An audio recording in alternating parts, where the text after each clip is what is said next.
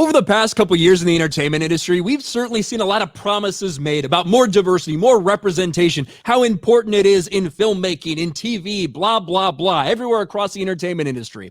There's even all of these check boxes you have to meet just in order to get some awards in Hollywood nowadays. And they're taking that same approach in the writer's room. Unfortunately, it's not enough. The push for diversity and inclusivity and the big announcements by these studios about how much it matters to them, apparently, they either haven't followed through or it's really not that important to them to begin with, according to some new studies. Study calls Hollywood studios' promise to hire more female minority directors performative. Now, of course, this is coming off a female-directed movie in Barbie, taking the top spot at the box office this year, which I didn't expect to do $1.5 billion or whatever it did. I did say I thought it was going to be massive. I thought it would challenge for $1 billion. I didn't see it being the smash, incredible hit, the biggest movie of the year like it was, but it certainly did do well. Unfortunately, some other movies directed by women did not, and people are very, very upset that they didn't get more opportunities. I think we know that one is about to get an opportunity for the new Ray movie coming out in a couple years. I have to imagine that's going to be near the bottom of the list when it comes to those box office numbers. Major Hollywood studios have failed to live up to their promise to hire more female and minority directors, according to a new study. Hollywood's DEI hypocrisy is laid out in full view in a new report by USC Annenberg's Inclusion Initiative, which blasted the entertainment industry their pledges to embrace diversity as performative acts and not real steps towards fostering change. The study acknowledged Barbie, directed by Greta Gerwig, topped the box office for the year, but one film or one director are simply not enough to create the sea change that is still needed behind the camera. Until studios, executives, producers alter the way they make decisions about who's qualified and available to work as a director on top-grossing films, there's little reason to believe that optimism is warranted. It's crazy that they come at it from that approach. They have to make these decisions about who's qualified to do these top-grossing films. Nobody knows what movies are going to be top of the box office.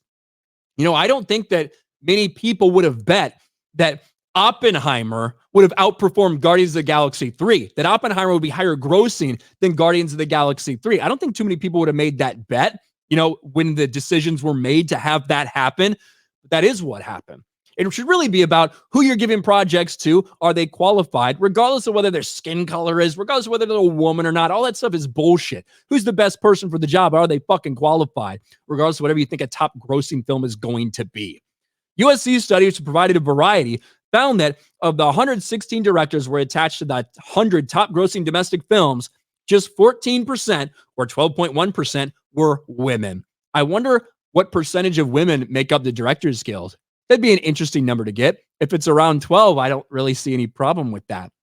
That marked an improvement from the 9%, but it noted the percentage of female filmmakers on top movies has not changed notably since 2018, when 4.5% of directors were women. The study also found only 4 women of color directed any of the top 100 grossing movies of the year. Get this list. They were Nia DaCosta, Disney's The Marvels, Fawn Veerasunthorn, Disney's Wish, and then Adele Lim for Joyride and Celine Song, The Critical Darling Past Lives. I want to focus on those first two. So of the two, you're upset that there weren't more female people of color directing blah, blah, blah. Those are some of the biggest bombs of the entire fucking year. The Marvels ends global box office run as lowest grossing MCU movie in history. And a lot of the reason for that, at least according to Disney, is because they may have hired someone who wasn't experienced enough. I wonder why. Almost like so they could virtue signal over it.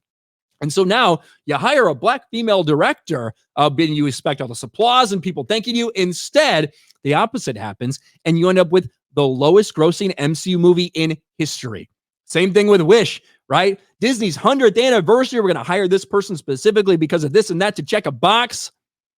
One of the worst performing Pixar movies one of the worst performing Disney animation movies we've ever seen, and a massive, complete, and total flop. A failure. Weird how that works, isn't it? But don't blame them. It can't possibly be their fault. It has to be something else. That's what we saw with Nia DaCosta. There's always some excuse. But it's so funny, isn't it, that they're sitting there asking for these things, yet a couple of those things that they just got ended up being some of the biggest flops of the year.